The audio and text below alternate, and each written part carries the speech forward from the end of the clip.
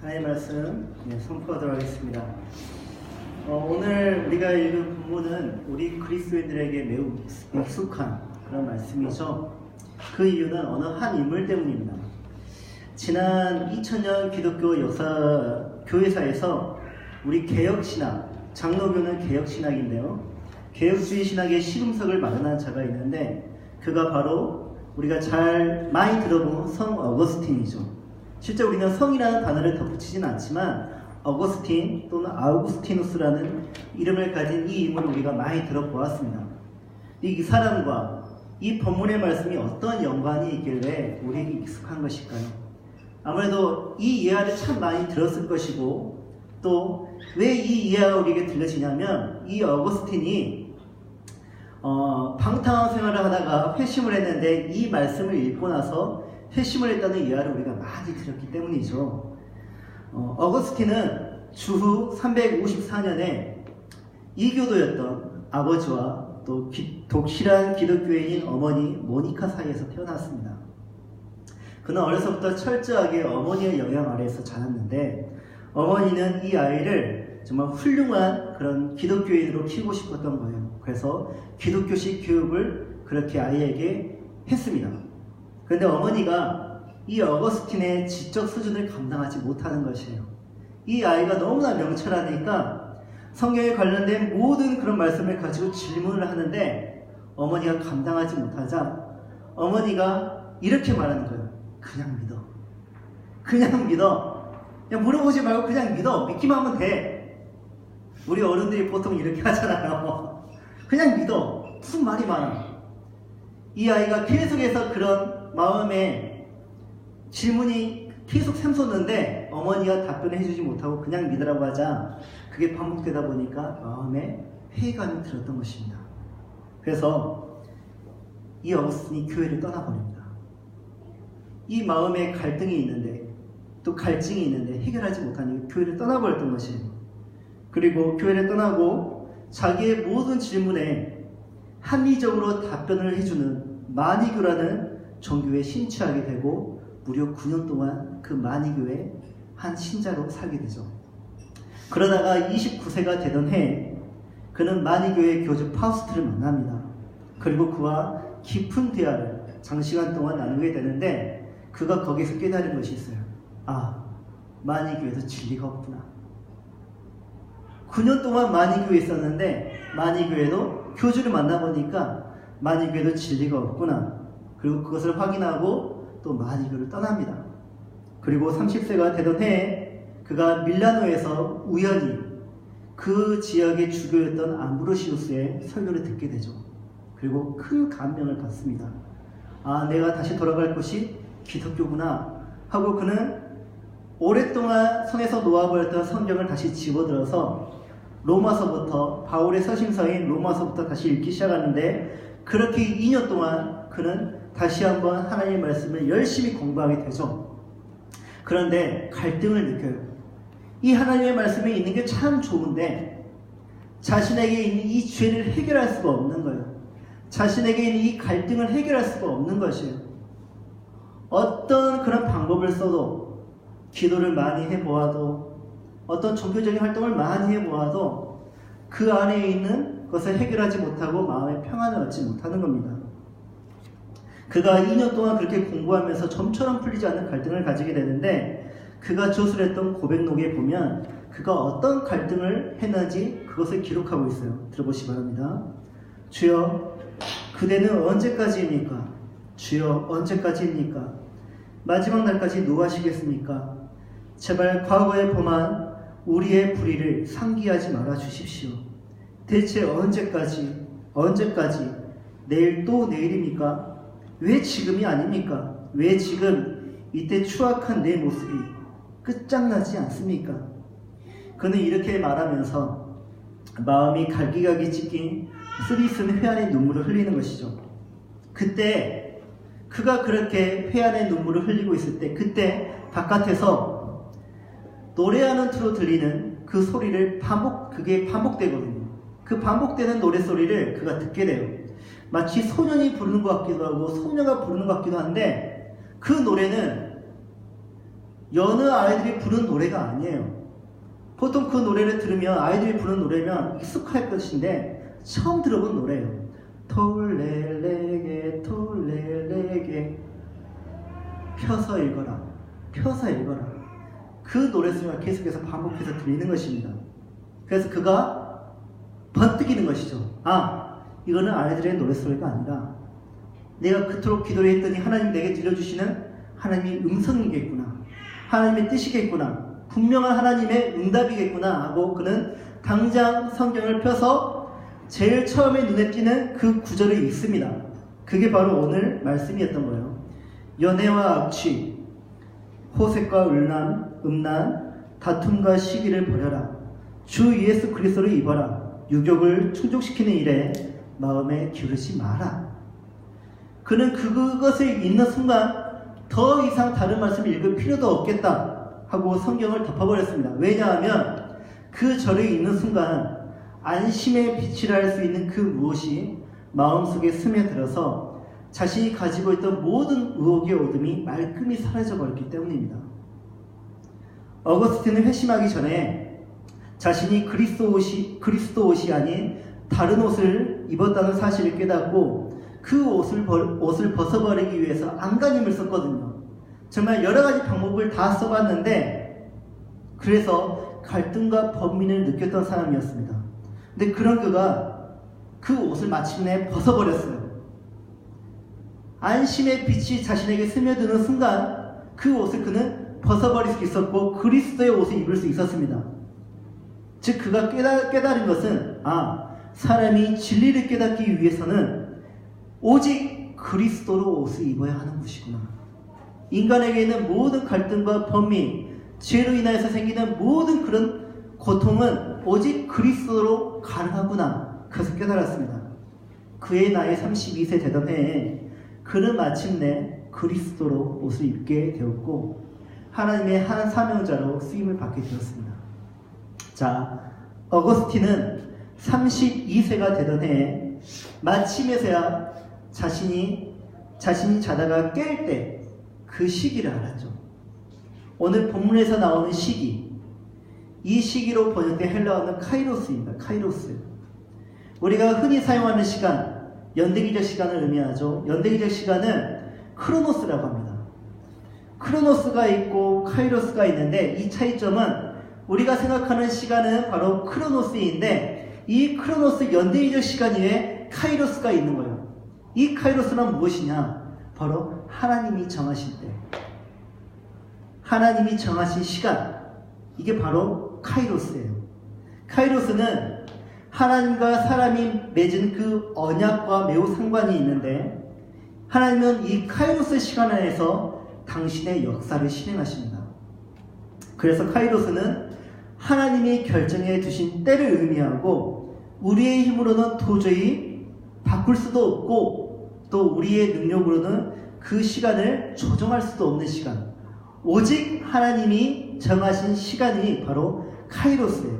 그렇다면 우리가 무엇으로 그 연대기적 시간 이후에서 크로노스 시간 이후에서 하나님이 정하신 때가 있다고 하는데 그 때를 어떻게 우리가 분별할 수 있으며 구별할 수 있으며 그것을 우리가 우리의 시간으로 만들 수 있는 것일까요? 믿음으로 가능합니다. 믿음으로. 세상 사람들은 그것을 점괘를 통해서 알려고 하죠. 점괘를 통해서, 사주를 통해서 그걸 알려고 하는데 우리는 믿음으로 그것을 볼 수가 있다는 것이죠. 오직 믿음으로 우리는 하나님의 시간을 분별할 수 있고 그 하나님의 시간을 우리는 대비할 수 있을 것이며 그 하나님의 시간을 우리는 순종할 수 있는 것입니다. 예를 들어서 예수님은 겟세마네 동산에서 기도하실 때 절규하셨습니다. 처절하게 하나님 앞에서 기도하셨습니다.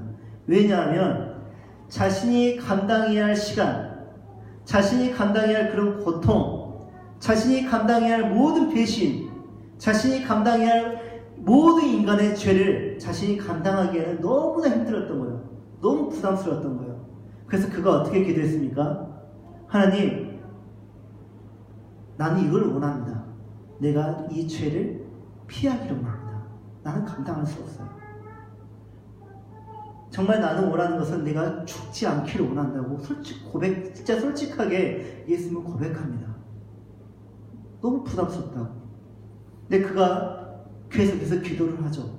그리고 기도를 끝낸 후에 그가 그렇게 애통하시면서 기도하신 후에 그가 무엇으로 기도를 마무리합니까?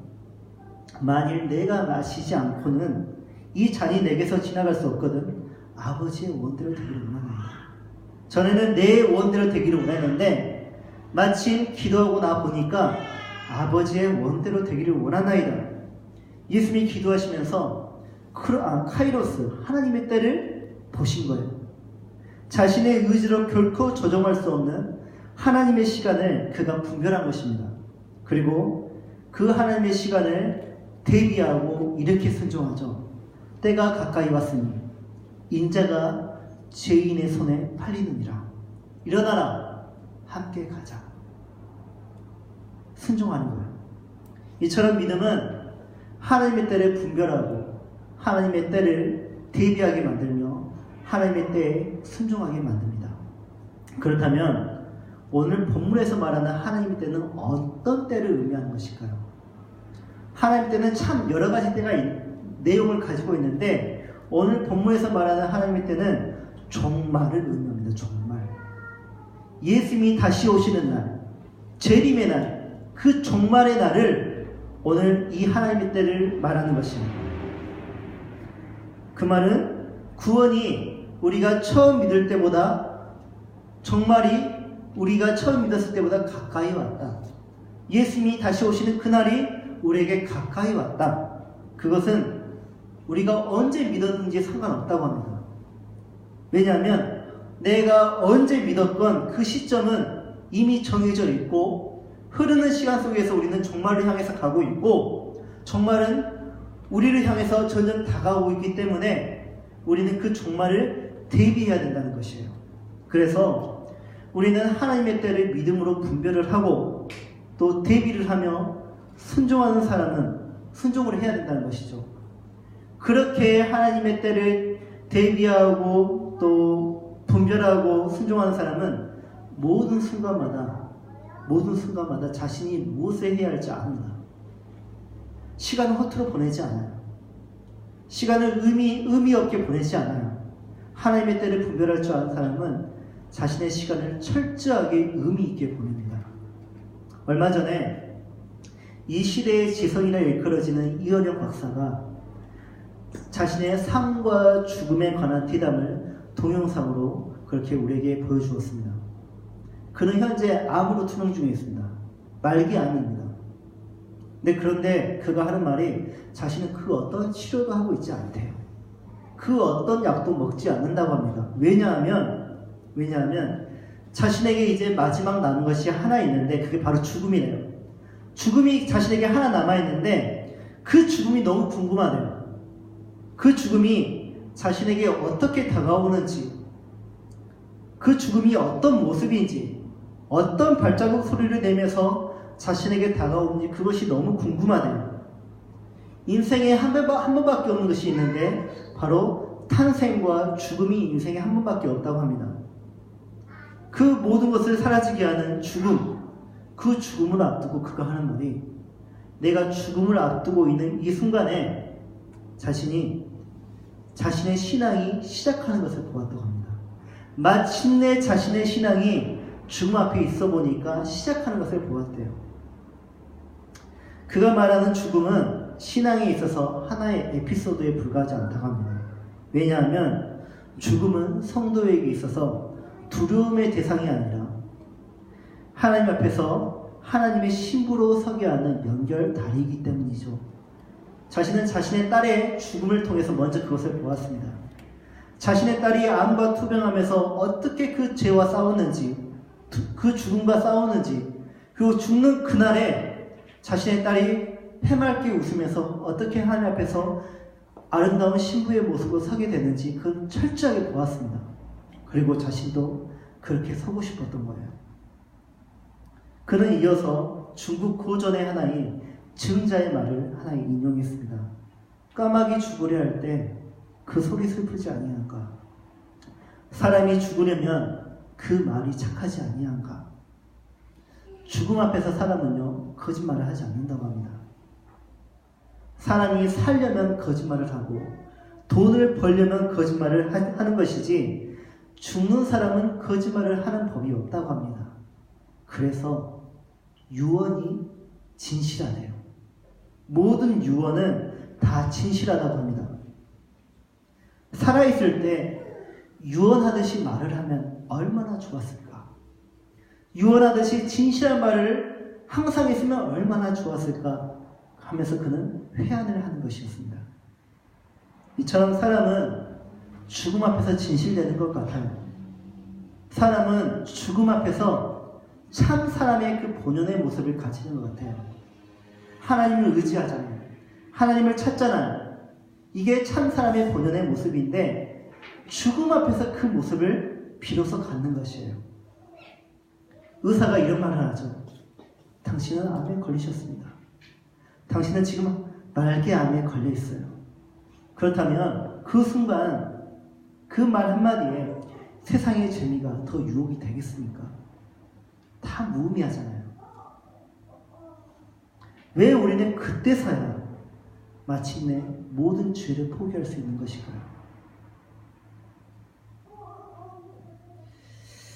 하나님은 우리의 그런 무지함과 연약함과 부족함을 잘 아시죠. 그래서 항상 우리에게 하셨던 것이 심판을 경고하셨어요. 너희에게 심판이 있다. 죄를 지으면 너에게 이런 심판의 날이 다가올 것이다. 그러니까 죄를 포기하고 얼른 회개하고 너의 본질의 모습으로, 본연의 모습으로 돌아가라 하고 경고를 하셨죠. 이 하나님의 경고에는 다른 이면이 있습니다. 나는 너를 심판하기를 원하지 않는다. 나는 너를 심판하기를 원하지 않으니 얼른 다시 돌아와라. 결국 암에 걸려서야 돌아오겠니? 결국 네가 실패해서야 돌아오겠니? 바로 지금 회개하고 나에게 돌아오라. 그 말씀을 하셨죠. 우리는 왜 음식에 들어간 벌레에 기겁할 줄 알면서 음식에 먼지가 들어가면 그것에 대해서 정말 더러워하는 줄 알면서 그 벌레보다 먼지보다 혐오스럽고 더럽고 지저분한 그 죽음, 그 죄를 우리는 멀리하지 않는 것일까요? 우리의 삶에 얼마나 많은 죄가 있습니까? 그것을 혐오스러워했는데 우리는 궁지에 몰렸을 때 비로소 그것을 혐오스러워합니다. 그렇다면 그 마음에 왜 그 마음에 종말에 대한 하나님의 심판에 대한 두려움이 없는 것일까요? 그 이유는 하나님의 때를 모르기 때문이에요. 종말의 때를 모르니까 종말의 때에 있을 심판이 두렵지 않은 것입니다. 그렇다면 그 마음에 왜 종말에 대한 두려움이 없는 것일까? 적어도 자신의 때에는 하나님의 심판이, 하나님의 재림의 그 날이 오시지 않을 것이라는 막연한 확신이 있기 때문이에요. 지난 2000년간 주님의 재림이 있었습니까? 없었죠. 로마서가 쓰여진 당시는 우리가 지금으로부터 2000년 전입니다. 로마서를 읽다 보면 재림의 날이 금방 올 것 같아요. 그런데 2000년 동안 그 재림의 날은 오지 않았어요. 그렇다 보니까 우리 마음에 어떤 생각이 드냐면 내 때에도 오지 않을 것이다. 내 때에도 재림의 날은 오지 않을 것이다.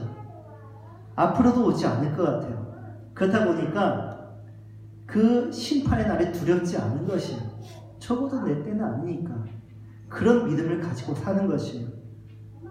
성경은 이런 종말에 대한 이런 막연한 확신, 막연한 믿음을 갖는 것에 대해서 우리 그리스도인이 가져야 할, 가장 조심해야 될 미혹이라고 말을 하고 있습니다. 물론 우리가 의문을 가질 수 있죠. 왜 주님이 오시지 않는 것일까? 주님이 오시면 내가 지금 쌓아두었던 모든 채무는 다 무의미한 것이 될 것인데, 빨리 주님이 오시면 내가 이 빚에 대한 부담이 없을 것인데 왜 주님이 오시지 않는 것일까?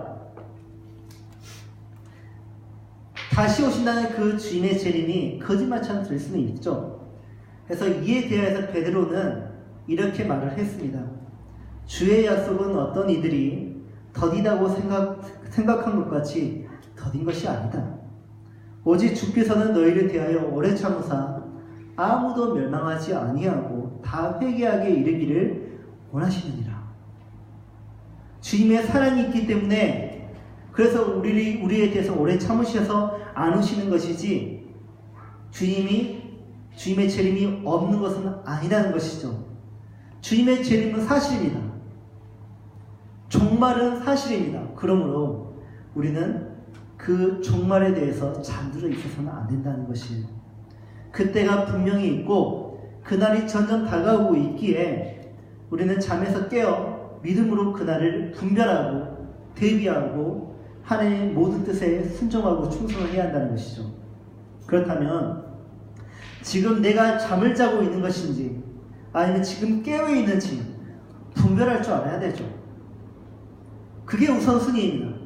내가 지금 깨어있는 성도인지 잠자고 있는 성도인지 그것을 우선 구별할 줄 알아야 됩니다.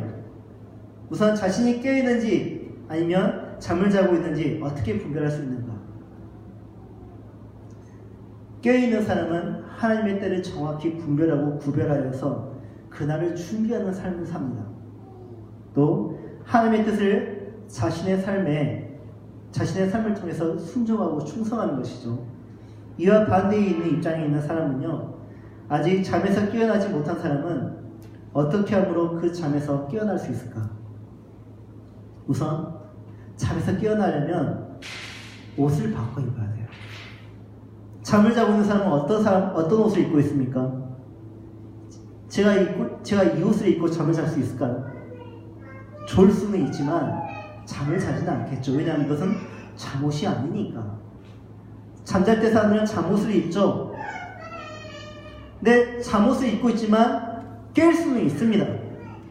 하지만 깨어나긴 했지만 여전히 잠옷을 입고 있다면 그 마음에는 더 자고 싶어. 더 자야지 하는 그런 마음의 뜻이 있는 것이에요. 그래서 우리는 잠에서 깨어나려면 얼른 이 잠옷을 벗어버리고 하나님께서 새날을 주신 그날을 열심히 살기 위해 하나님의 뜻을 이루기 위해 활동복으로 바꿔 입어야 합니다. 잠에서 깨려면 먼저 그렇게 잠옷을 벗어버리고 새 옷을 입어야 합니다. 그렇다면 우리가 벗어야 할 어둠의 옷은 무엇이고 새로 바꿔 입어야 할 빛의 갑옷은 무엇일까? 잠에서 깨어있지 않는 성도가 입고 있는 옷은 전부 방탕과 술 취함, 음란과 호색, 다툼과 시기의 옷이라고 하나님은 말씀하고 있습니다. 이것은 이렇게 정리할 수 있는데 앞에 말한 6가지 죄악은 두 쌍으로 이루어지고 있어요. 두 쌍. 방탕과 술 취함은 밤에 행해지는 죄악을 의미하고 음란과 호색은 성과 관련된 죄악을 의미하고 시기와 질투는 공동체를 갈갈이 찢어버리는 그런 죄악을 의미합니다. 반면에 우리가 입어야 할 옷은 낮에와 같이 단정히 행하는 것입니다. 빛의 갑옷인데 낮에와 같이 단정히 행하는 옷이래요. 단정히 행하는 옷, 단정히 행하다, 무엇을 의미하는 것일까? 3가지 의미가 있습니다. 단정히 행하는 것은 그리스도인으로서 그리스도인에게 어울리는 품행을 행하는 것이래요. 그리스도인에게 맞는 품행이 있대요. 거기에 어울리는 행동을 하는 것이 단정히 행하는 것이고, 두 번째로 예의를 갖춤으로 상대를 높여주는 것. 예의를 갖추는 것이 단정히 행하는 것입니다. 세 번째, 고상하게 행동하는 것이 그리스도인이 단정히 행하는 것입니다. 만약 우리가 주님을 처음 믿었던 그때와 지금 비교해 볼 때 그리스도인으로서 여전히 어울리지 않는 행동을 하고 있다면, 또한 상대에게 예의를 갖추지 않고 있는 행동을 하고 있다면, 또한 고상히 행하지 않는다면 우리는 여전히 잠옷을 입고 있는 것이에요. 우리는 여전히 낮에와 같이 단정히 행하지 않는 그리스도인의 모습이라는 것입니다. 14절, 오직 주 예수 그리스도로 옷을 입으라 라는 명령이 있습니다. 이게 무슨 말일까? 공개적으로 낮에 우리가 다니는 것은 공개적으로 다니는 것을 의미하죠. 공개적으로 내가 예수 믿는 사람임을 드러내고 다니라는 것이에요. 군인에게 군복의 의미는 무엇입니까? 우리가 흔히 보는 군복은요, 또 다른 이름이 바로 전투복입니다. 전투복. 전투복은 전투를 위해서 만들어진 옷이죠. 만약 전투 상황에 군인이 전투복을 입지 않고 있다면 피하 식별이 안 됩니다. 피하 식별이 안 될 뿐만 아니라 자신의 몸마저 은폐를 할 수 없기 때문에 적군에게 죽든지 아니면 아군에게도 죽을 수 있다는 것이죠. 그리스도인이 그리스도로 옷 입는 것은 공개적으로 내가 예수 믿는 사람임을 드러내는 것이에요. 그 믿는 삶을, 예수 믿는 그 신앙을 드러내고 사는 것이 바로 나아제와 같이 단정히 행하는 것, 오직 예수 그리스도로 옷 입는 것이 바로 그것입니다. 목사가, 제가 예수 믿는 사람인지 사탄을 믿는 사람인지 분별이 되지 않는다면 여러분은 어떻게 생각하시겠습니까? 구별이 안 돼요. 저 목사가 예수 믿는 사람인지 세상 사람인지 구별이 안 된다면 여러분은 어떻게 생각하시겠습니까? 가짜 목사라고 생각하지 않겠습니까? 진실되지 않는 목사라고 생각하지 않겠습니까? 근데 이 말씀의 적용이 우리 목사에게만 적용되는 것이 아니라 우리 모든 그리스도에게 적용된다는 것이죠. 그래서 그리스도인은 교회에서만 그리스도인이 아니라, 예수 믿는 사람이 아니라 가정에서도 예수 믿는 사람, 직장 안에서도 예수 믿는 사람, 어느 누구를 만나든지 어느 때이든지 예수를 믿는 사람이 되어야 한다는 것이죠. 물론 세상에서 그리스도로 옷 입고 산다는 것이 얼마나 부담되는 일인지 잘 압니다. 저도 그걸 뼈저리 느꼈습니다. 얼마나 부담스러운지, 그게 무거운 짐인지 잘 압니다. 예수로 옷 입는다는 것이 마치 철제로 된 갑옷을 입고 다니는 것처럼 느껴질 때가 있어요. 물론 세상에서 그것을 감출 수가 있어요. 우리가 이 세상에서 하나님의 말씀대로 사는 것이 얼마나 부담되고 여러 가지 부담이 우리에게 안겨지는지, 또 어려움을 가져오는지 잘 압니다. 예수로 옷을 입고 있으면 부당한 처우나 또 소외를 받거나 마음고생을 많이 합니다.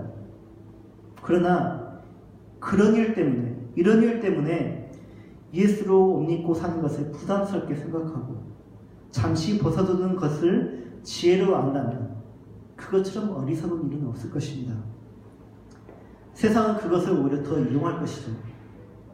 만약 우리가 그것을 지혜로 알고 세상에 있을 때는 예수를 벗어두고 세상의 옷을 입고, 또 교회에서는 세상의 옷을 벗어두고 예수로 옷 입는 것, 우리는 그것을 지혜로 하지만 세상 사람들은 그걸 처음에는 좋다고 말을 하고 있지만, 그래 그렇게 하는 거야, 신앙은 적절히 하는 거야, 적당히 하는 거야 하고 그렇게 말을 하겠지만 나중에는 우리를 보면서 하는 말이, 저 사람은 이중적이야, 신뢰하지 못할 사람이야 라고 말할 것입니다. 요한계시록 7장 9절에서 11절을 보면요, 하나님 앞에 각 나라와 족속과 백성과 방언에서 아무도 능히 셀 수 없는 큰 무리가 나온다고 말을 하고 있습니다. 그 큰 무리들은 어떤 무리냐면 구원받은 무리들입니다. 구원받은 무리가 이렇게 나오고 있는데 그들이 한결같이 흰옷을 입었다고 합니다.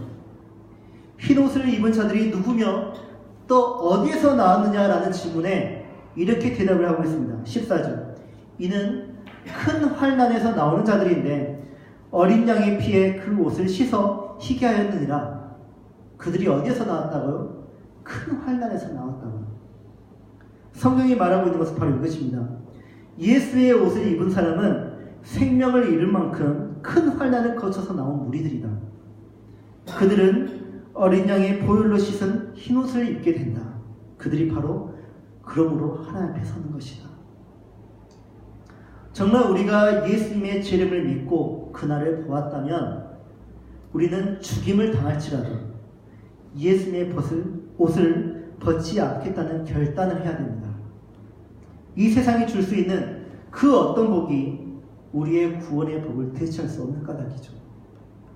사실 우리 그리스도에게는요, 예수 그리스도 옷 외에 다른 옷이 없어요. 껴버린 옷이 없어요. 우리는 단벌 신사예요. 오직 그리스도 옷 외에는 다른 옷이 없어요. 우리 모두에게는 그리스도라는 옷으로 통일됩니다. 교복이에요. 전투복이에요. 그러므로 우리는 예수의 옷 하나만 입고 하나님 앞에서 예배하고 이웃을 사랑하며 또 섬기고 맡겨진 사명에 최선을 다하는 것입니다. 어쩌면 이 설교가 우리 모두에게 큰 부담으로 다가올 것입니다. 어떡하란 말이냐? 그렇다면 내가 회사에서 쫓겨나는데, 내가 친구들과 다 멀어지는데, 내가 저들로부터 소외를 받는데 나보고 어떡하란 말이냐? 예수로 옷을 입고 산다는 것이 나에게 얼마나 많은 상처를 가져다 주는데 이 마음의 고생과 이 마음의 상처를 어떡하란 말이냐? 상처투성이의 자신을 바라볼 때면 우울해질 수도 있고요. 억울할 수도 있고 모든 것을 포기하고 싶은 마음이 생길 것입니다. 저 역시 그것에서 자유롭지 못했어요. 그래서 하나님께 얼마나 많은 원망을 했는지 모릅니다. 목사가 되기 위해서 그 길을 걸어가고 있는데 제 자신이 너무 가난한 거예요. 한 번은 그 말라깽이 된 보온 밥통에 있는 그 말라깽이 된 냄새나는 그 밥에 간장을 말아 먹을 때가 있었습니다. 돈이 없어서, 라면을 사 먹을 돈이 없어서. 교회 안에서는 멋진 정장을 입고 넥타이를 메고 사역하는 전도사인데 실제의 삶은 그 마른 밥에 간장을 말아 먹고 있는 제 자신이 너무 차량한 거예요. 제 삶이 너무 싫은 거예요. 그 삶이. 어디를 이동해도 정말 차도 없고 누구를 만나면 정말 제 자신이 너무 처량해 보이고 또 열등감을 느끼게 되고 누군가를 만나는 게 너무나 부담스럽고 또 전도사인데 한 명의 사역자로서 대접할 줄 알았는데 대접할 수 없다는, 차 한 잔도 살 수 없다는 그것이 제 인생을 너무 처량하게 만들더라고요. 내가 이러려고 이런 일을 하고 있나? 내가 이러려고 목사하려고 하나? 그래서 제가 하나님께 기도했던 것이 바로 이것이었습니다. 그때 울면서 기도했던 것이, 하나님, 목사의 길 포기하고 싶어요. 너무 우울하고 외롭고 제 자신이 너무 처량합니다. 그래서 제 인생이 루저 같아요. 실패자 같아요. 다른 무엇을 하더라도 솔직히 더 잘할 자신이 있어요. 교회에 더 잘 섬길 자신도 있고 정말 하나님의 일을 더 많이 할 수 있을 것 같아요. 그렇게 기도했습니다. 근데 저는 그때 그렇게 육신의 정욕을 구하고 있더라고요. 육신의 정욕을. 그런데 육신의 정욕을 구하던 그때의 저의 모습이 지금 여러분이 보시면 그때 모습은 온데간데 없고 또 목사의 길을 포기하지 아니하고 지금까지 온 것을 여러분은 지금 보고 있습니다. 어떻게 제가 그때 포기하지 아니하고 여전히 이 길로 걸어왔을까요? 제가 어떻게 그 육신의 정욕을 이길 수 있었을까요?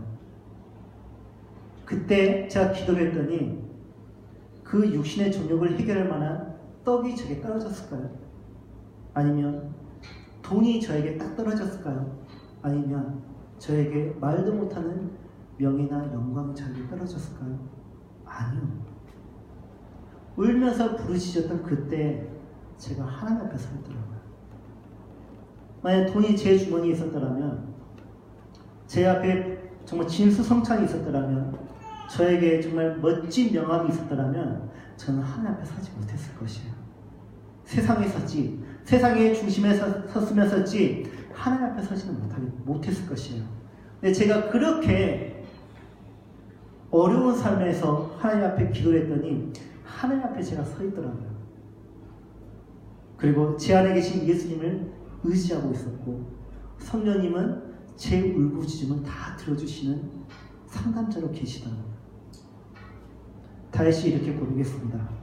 내가 여호와를 항상 내 앞에 모시며 그가 그의 장인 사울로부터 죽임을 당하려 할 때, 그가 부하들로부터 배신을 당했을 때, 그의 아들로부터 배신을 당했을 때, 그가 사막의 음침한 골짜기를 다닐 때, 그가 배고파 목이 말라 그렇게 죽어갈 때 그는 하나님 앞에 항상 섰다고 고백합니다. 내가 여호와를 항상 내 앞에 모시며. 다윗은 그렇게 여호와 하나님을 자신 앞에 항상 모시면서 육신의 정욕을 다 이겨냈습니다.